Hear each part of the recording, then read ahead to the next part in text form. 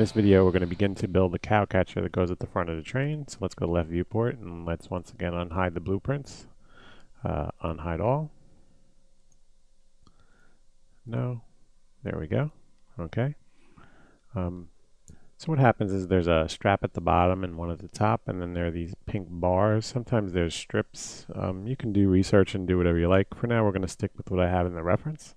So to begin, we'll just make a plane, create panel, geometry, plane, and I'm going to come right here and drag out a plane that matches the blueprint, just like that. I'm going to change the segments. Let's do 14 and 2, perspective viewport. Okay. F3, I'm going to move that forward so we can see a little better. I'm also going to rotate it. Make sure that your snaps are active. Rotate it 90 degrees, just like that. And let's move it back to the bumper, like the bumper area of the train. Go to top viewport to see if we're aligned. And just move it a little bit and center it as well on the bumper. That looks good.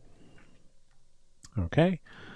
And let's just nudge it up a touch and give a little thickness to that. So we'll convert it to editable poly and add a shell modifier. Okay, and there you go.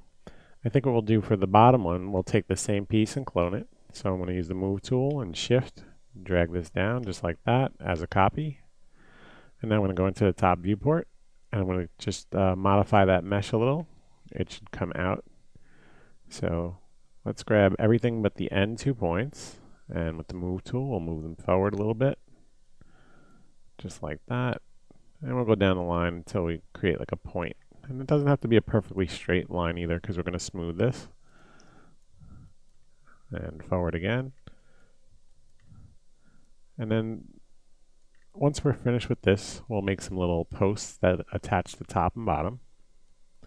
One more, we'll move that forward just like that. Let's go to perspective, F3, and let's go left viewport as well and make sure that we're kind of in the ballpark of what happens with the blueprint. I Alt and X so I can see through. I'm going to move this back just like that.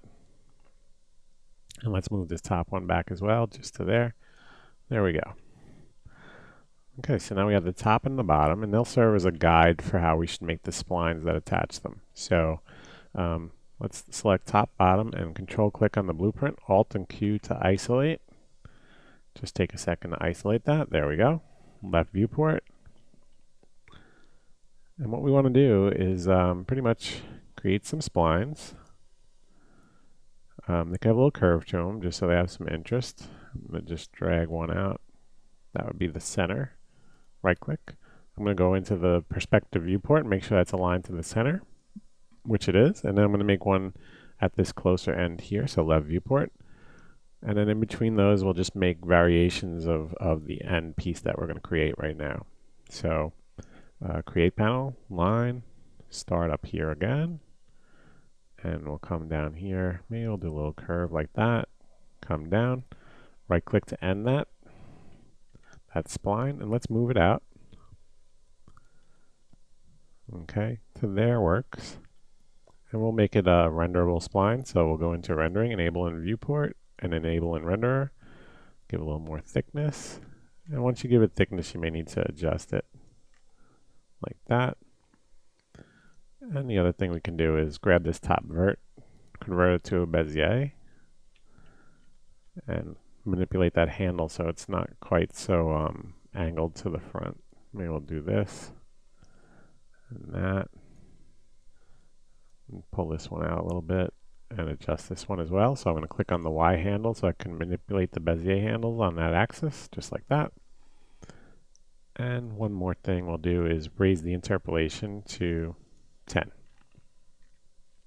Okay, so now that thickness value, the renderable spline value, we're going to use on everything, but what we're going to do is let's just create the rest of them, hopefully just using this one. And I'm going to space them roughly one thickness, like the thickness of one of these pieces apart from each other. So that would almost be like an alternating pattern of space and then pipe. There we go. So you do the same thing out to the edge. And again, manipulate the vertices, just give them a little kickback. And we're going to do the same thing going towards the center as well. So let's grab this one here and shift and drag it in as a copy. And just manipulate the verts out towards that panel there. It's like a mounting piece. There we go. And they don't have to be perfect. They're probably bent by hand, so if there's a little wave in them, I don't mind that so much, like what we have going on right there. Okay, so shift and drag and manipulate. Just pull that forward. And so on. We'll go down the line. Let me make that middle spline renderable.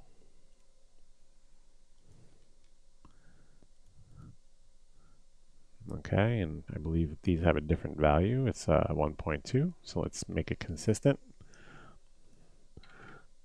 And up the interpolation to 10. And once again, we're going to grab that end vert and make sure that it's kind of flush. I don't mind that one so much. This one can come down just a little bit. Just like that. 3.